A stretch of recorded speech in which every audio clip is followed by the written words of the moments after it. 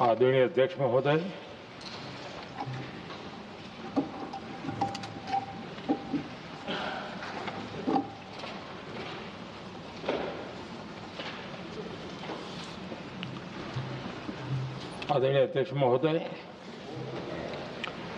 मैं इस सम्मानित सदन में पश्चिम एशिया में चल रहे संघर्ष और इसकी वजह से भारत के सामने आई चुनौतियों पर बात रखने के लिए उपस्थित हुआ हूं। इस समय पश्चिमी एशिया की हालत चिंताजनक है। बीते 2-3 हफ्तों में जयशंकर जी ने और हरदीप पुरी जी ने इस विषय पर सदन को जरूरी जानकारी दी है। अब इस संकट को 3 सप्ताह से ज्यादा हो रहा है। इसका पूरे विश्व की अर्थव्यवस्था पर, लोगों के जीवन पर बहुत ही विपरीत असर हो रहा है। इसलिए पूरी दुनिया इस संकट के जल्द से जल्द समाधान के लिए सभी पक्षों से आग्रह भी कर रही है। अध्यक्ष महोदय, भारत के सामने भी इस युद्ध ने अप्रत्याशित चुनौतियां खड़ी कर दी हैं। ये चुनौतियां आर्थिक भी हैं, नेशनल सिक्योरिटी से जुड़ी भी हैं और मानवीय भी हैं। युद्धरत और युद्ध से प्रभावित देशों के साथ भारत के व्यापक व्यापारिक रिश्ते हैं। जिस क्षेत्र में युद्ध हो रहा है वो दुनिया के दूसरे देशों के साथ हमारे व्यापार का भी एक महत्वपूर्ण रास्ता है। विशेष रूप से कच्चे तेल और गैस की हमारी जरूरतों का एक बड़ा हिस्सा यही क्षेत्र पूरा करता है। हमारे लिए ये रीजन एक और कारण से भी अहम है। लगभग 1 करोड़ भारतीय खाड़ी देशों में रहते हैं और वहां काम करते हैं। वहां समंदर में जो कमर्शियल शिप चलते हैं उनमें भारतीय क्रू मेंबर्स की संख्या भी बहुत अधिक है। ऐसे अलग अलग कारणों के चलते भारत की चिंताएं स्वाभाविक रूप से अधिक है। इसलिए ये आवश्यक है कि भारत की संसद से इस संकट को लेकर एक मत और एकजुट आवाज दुनिया में जाए।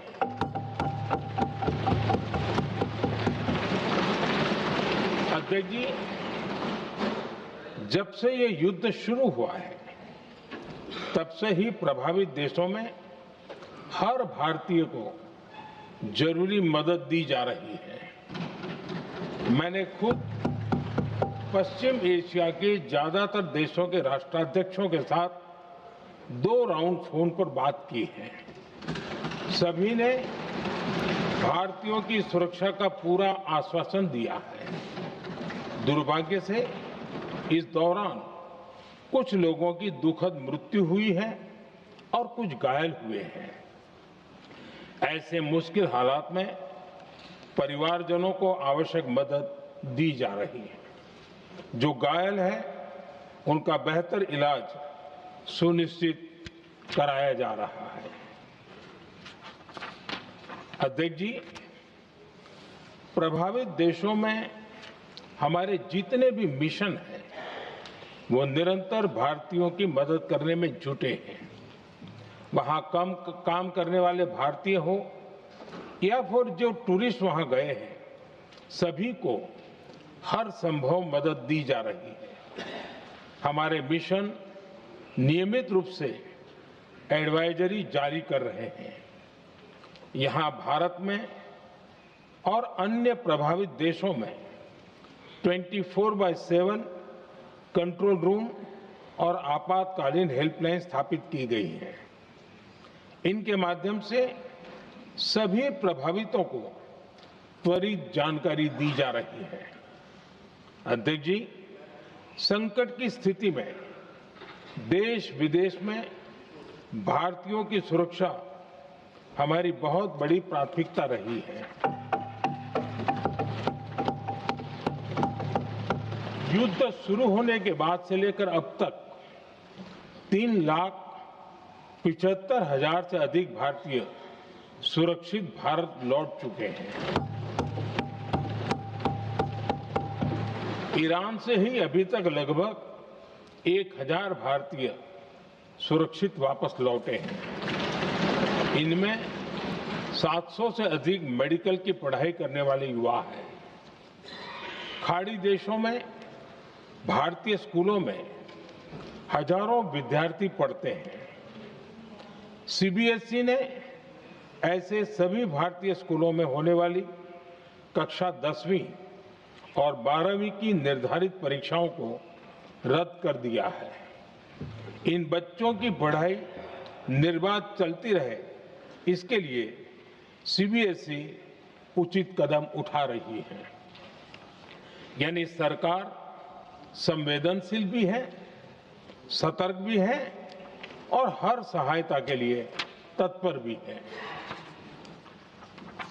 माननीय अध्यक्ष जी, भारत में बड़ी मात्रा में कच्चा तेल, गैस और फर्टिलाइजर जैसी अनेक जरूरी चीजें हॉर्मुज स्ट्रेट के रास्ते से आती हैं। युद्ध के बाद से ही हॉर्मुज स्ट्रेट में जहाजों का आना जाना बहुत चुनौतीपूर्ण हो गया है। बावजूद इसके हमारी सरकार का ये प्रयास रहा है कि पेट्रोल, डीजल और गैस की सप्लाई बहुत ज्यादा प्रभावित न हो। देश के सामान्य परिवारों को परेशानी भी कम से कम हो, इस पर हमारा फोकस रहा है।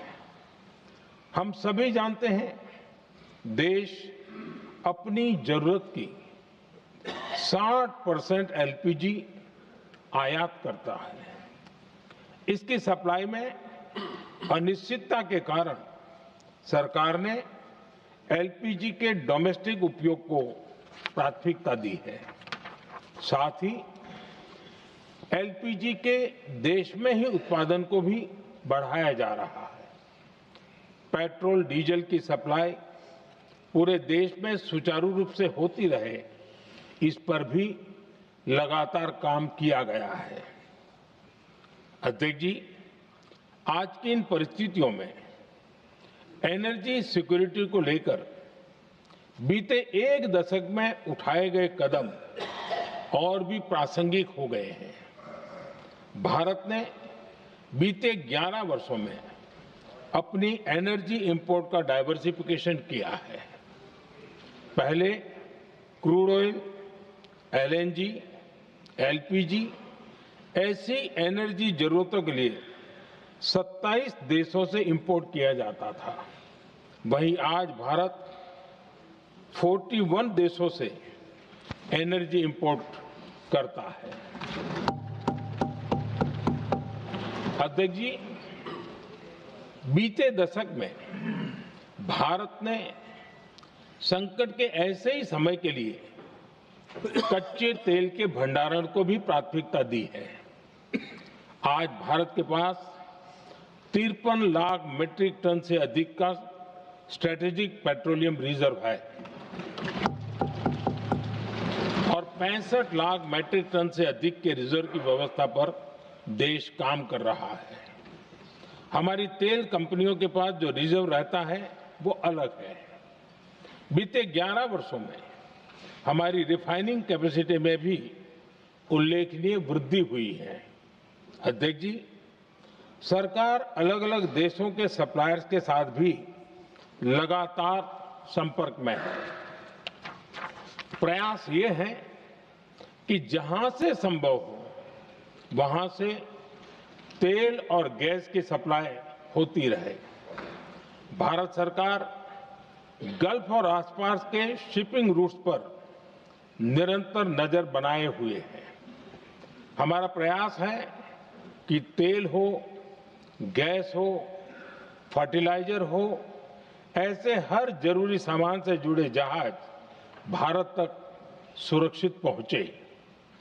हम अपने सभी वैश्विक सहयोगियों के साथ निरंतर संवाद कर रहे हैं ताकि हमारे मैरीटाइम कॉरिडोर सुरक्षित रहे। ऐसे प्रयासों के कारण बीते दिनों हॉर्मुज स्ट्रेट में फंसे हमारे कई जहाज भारत आए भी हैं। अध्यक्ष जी, संकट के इस समय में देश की एक और तैयारी भी बहुत काम आ रही है। पिछले 10-11 साल में इथेनॉल के उत्पादन और उसकी ब्लेंडिंग पर अभूतपूर्व काम हुआ है। एक दशक पहले तक देश में सिर्फ 1-1.5% इथेनॉल ब्लेंडिंग कैपेसिटी थी। आज हम पेट्रोल में 20% इथेनॉल ब्लेंडिंग के करीब पहुंच रहे हैं। इसके कारण प्रति वर्ष करीब 4.5 करोड़ बैरल कम ऑयल इंपोर्ट करना पड़ रहा है।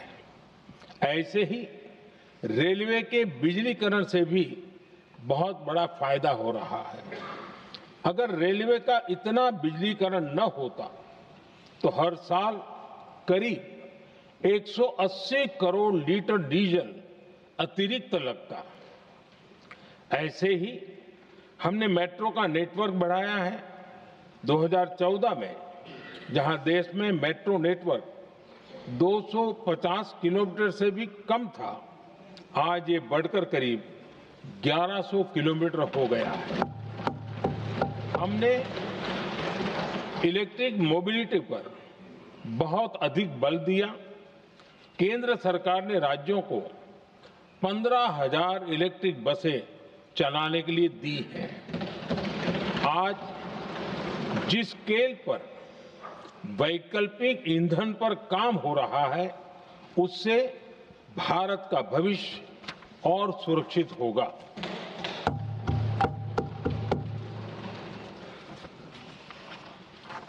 आदरणीय अध्यक्ष जी, हम जानते हैं कि एनर्जी आज इकोनॉमी की रीढ़ है और ग्लोबल एनर्जी नीड्स को पूरा करने वाला एक बड़ा सोर्स वेस्ट एशिया है। स्वाभाविक है कि दुनिया भर की अर्थव्यवस्था वर्तमान संकट से प्रभावित हो रही है और भारत पर इसका कम से कम दुष्प्रभाव हो, इसके लिए निरंतर प्रयास किए जा रहे हैं।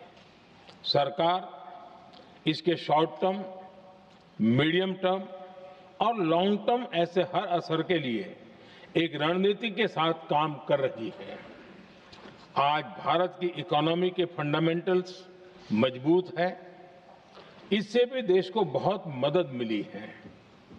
हम हर सेक्टर के स्टेक होल्डर्स के साथ चर्चा कर रहे हैं। जहां भी जरूरत है उस सेक्टर को आवश्यक सपोर्ट दिया जा रहा है। भारत सरकार ने एक इंटर मिनिस्ट्रियल ग्रुप भी बनाया है। ये ग्रुप हर रोज मिलता है और हमारे इंपोर्ट एक्सपोर्ट में आने वाली हर दिक्कत का आकलन करता है और ये ग्रुप आवश्यक समाधान पर भी निरंतर काम करता है।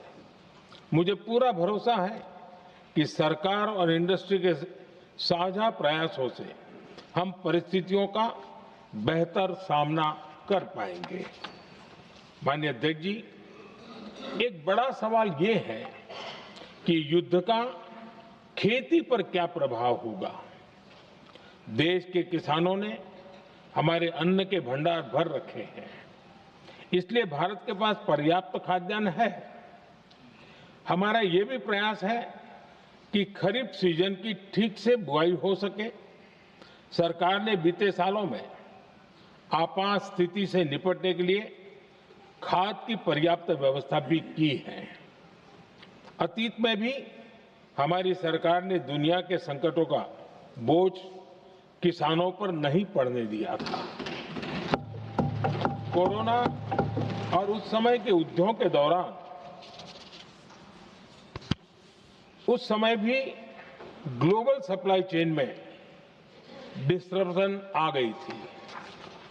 दुनिया के बाजार में यूरिया की एक बोरी 3,000 रुपये तक पहुंच गई, लेकिन भारत के किसानों को वही बोरी 300 रुपये से भी कम कीमत में उपलब्ध कराई गई। अध्यक्ष जी, देश के किसानों को इस प्रकार के संकटों से बचाने के लिए भी बीते वर्षों में अनेक कदम उठाए गए हैं। पिछले एक दशक में देश में 6 यूरिया प्लांट शुरू किए गए हैं।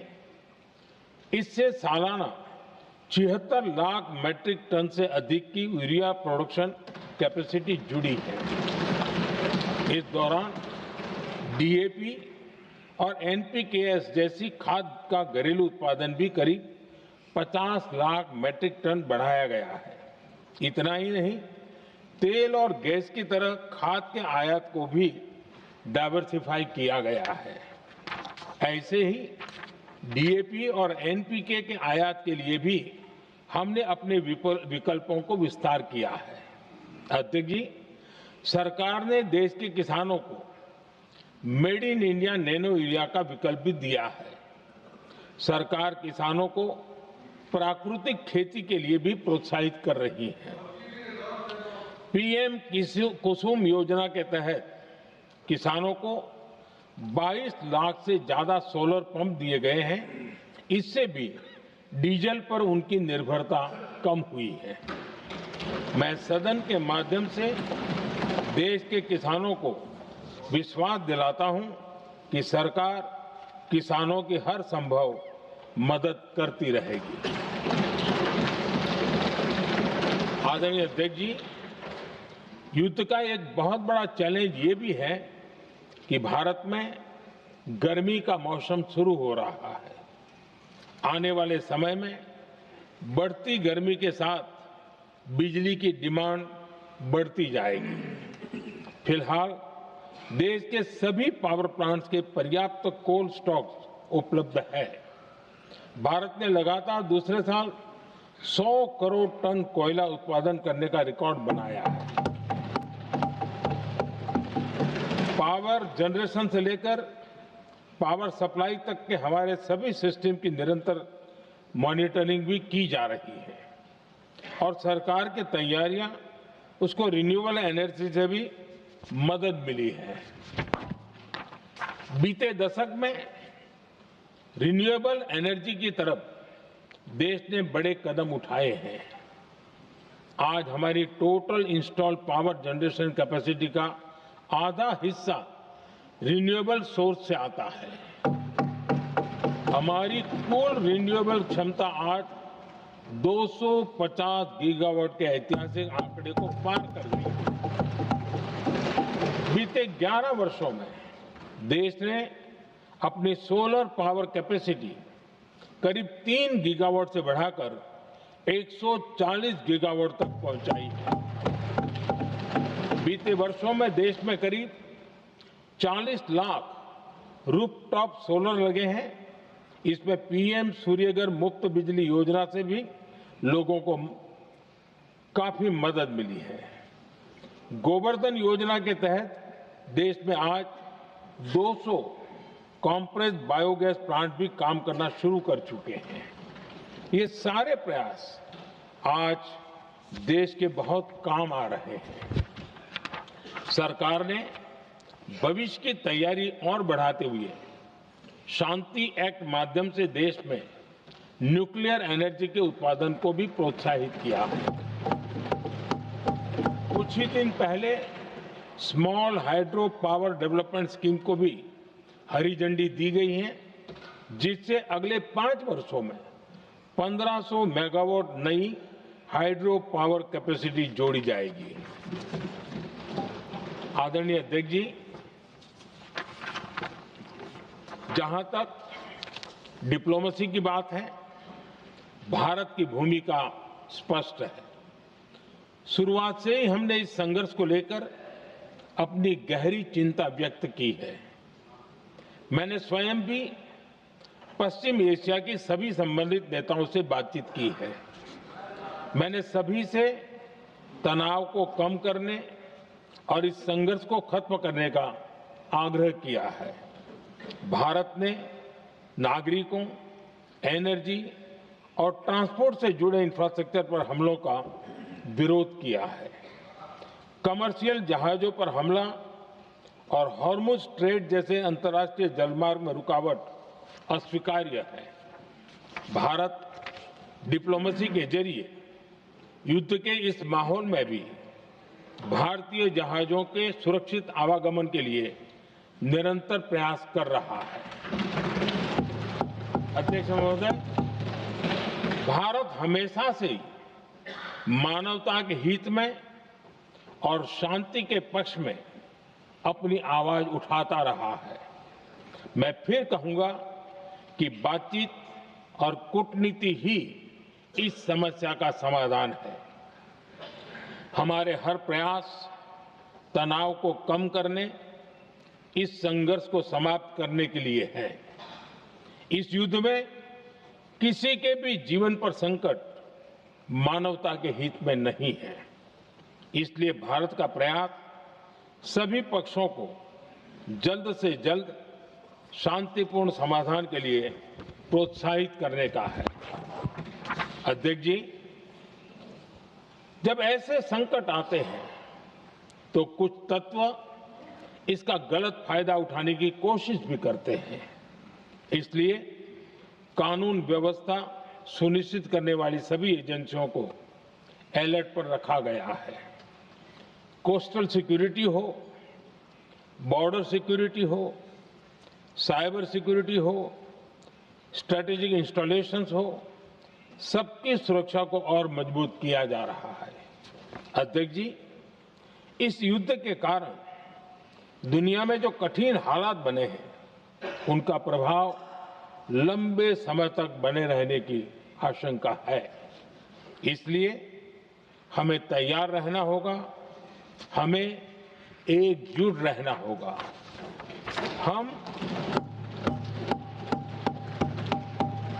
हम कोरोना के समय भी एकजुटता से ऐसी चुनौतियों का सामना कर चुके हैं। अब हमें फिर से उसी तरह तैयार रहने की आवश्यकता है। धीरज के साथ, संयम के साथ, शांत मन से हमें हर चुनौती का मुकाबला करना है और यही हमारी पहचान है, यही हमारी ताकत है। और हां, हमें बहुत सावधान और सतर्क भी रहना है। हालात का फायदा उठाने वाले झूठ फैलाने का प्रयास करेंगे। ऐसे लोगों की कोशिशों को सफल नहीं होने देना है। मैं देश की सभी राज्य सरकारों से भी इस सदन के माध्यम से आग्रह करूंगा, ऐसे समय में कालाबाजारी करने वाले, जमाखोरी करने वाले एक्टिव हो जाते हैं। इसके लिए कड़ी मॉनिटरिंग जरूरी है। जहां से भी ऐसी शिकायतें आती हैं, वहां त्वरित कार्रवाई होनी चाहिए। देश की हर सरकार और देश का हर नागरिक जब मिलकर चलेंगे तो हम हर चुनौती को चुनौती दे सकते हैं। इसी आग्रह के साथ मैं अपना वक्तव्य समाप्त करता हूं। बहुत बहुत धन्यवाद।